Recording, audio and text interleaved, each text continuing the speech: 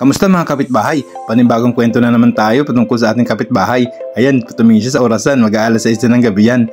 O, ayan, nag-iisip na naman siya. Mukhang may binabalak na naman. Kung gusto mo masubaybayan ang kwentong kapitbahay, i-follow mo na ang FB page natin na ito. So ayan na nga, palabas na siya ng gate niyan. Ayan o, ayan, binuksan na ng gate. Tapos ayan o, ayan, nakalabas siya. O, ayan. Ayan, patingin-tingin pa siya. Saan po ta? Kapitbahay ka naman. Guys, manghingi tayo ng gulay sa ating kapitbahay. Alam ko may tanim tong ampalaya tsaka yung munggo. Sakto, Biyernes ngayon, Munggo Day. Yan, nandito na tayo sa kanyang munting hardin.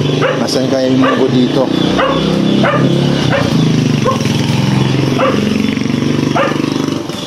Ayun yung munggo. Yan. Uy, yung munggo. Ay, walang iya. May presyo pa. Ayun o. Loh, kakaiba tong kapitbahay ko na to. May presyo na yung munggo.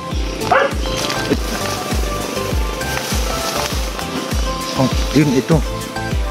Siguro ito yung yung dahon ng ampalaya.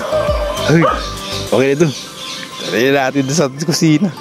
Siyempre, hindi kompleto gulay natin kung walang sahog. Kaya pumunta na rin ako sa harap ng kapitbahay. Ayan. Ay pre, pwede ko bang hingin tong ito? Ano to? Karning baboy? Ay, salamat Alright. Tara, uwi na natin. Tumakbo na ako kaagad sa ating kusina. Siyempre, baka bawiin pa. Kumuha ko ng kawali. Lagyan ko ng tubig. Tapos linagay ko na rin siyempre yung munggo na may presyo. Walagay kapitbahay ko to. May presyo na kaagad. Nakakaramdam na siguro. Lugi na siya. Ay, tinakbo ko muna. Ay, siyempre, pinakulo ko muna yan. Tapos nung kumukulo na, ayan, siyempre, chinek ko kumumukad ka na yung munggo. Ay, tinalo-halo ko ng ganyan. Pinatay ko muna yung apoy. Tapos tinabi ko muna. Kumuha ko ng isang kawali at linagyan ko na ng oil. Tapos linagay ko na rin yung bawang. Siyempre, linagay ko na rin yung sibuyas. Linalo ko na konti. Ngayon, linagay ko na rin yung tawag niya na mixed vegetables. Libre lang yan nung pumunta kami dun sa palengke. Nakita ko yun ang bibigay. Kinuha na ako. Siyempre, linagyan ko na rin ng cubes. Ayan. Lagyan na natin yung karne. Mukhang fresh pa yung karne na kinuha natin.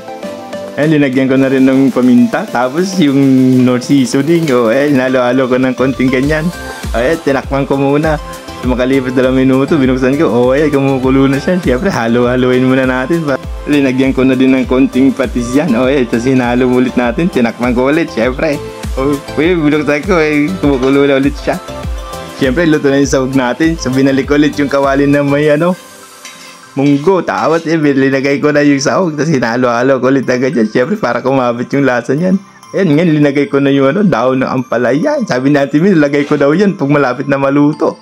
Ayan, sinunod ko naman. Hinalo-halo ko pa na ganyan. Yes, baby. Sa tingin ko, malapit na maluto to. Pinakuluan ko lang yan mga 2 minuto. Tapos, ayan, luto na siya. Siyempre, sasali na natin yan. Yung baka naman isipin nyo, masyado na akong buraot sa aking kapitbahay. Siyempre, bibigyan ko rin siya ng ganyan. Ayan, siyempre, pe-flex ko muna bago ko ibigay sa kanya.